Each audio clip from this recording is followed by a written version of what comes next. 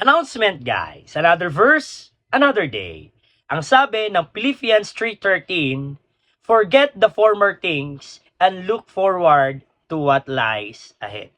Alam niyo mga kapatid, ang sinasabi lang ng ating Panginoon dito sa kanyang salita is that wag na tayong mamuhay sa nakaraan. Yung mga bagay na nangyari sa atin kahapon, yung mga masasakit na bagay na naranasan natin kahapon, yung mga bagay na nagpahirap sa atin kahapon, kalimutan na natin ang mga bagay na yun. Kasi ito lamang ang magpapabagal ng usad ng ating buhay. Ayaw ng ating Panginoon na hindi natin makuha yung mga pinapangarap natin. Ayaw ng Panginoon na hindi natin agad makamit yung mga bagay or yung mga pagpapala na ibinibigay niya sa atin. Ang nagpapabagal dyan kasi masyado tayong namumuhay sa nakaraan. Kalimutan na natin ang mga nangyari kahapon. Hindi na natin mababago yung mga nangyari kahapon, pero yung future natin kayang baguhin ng ating Panginoon.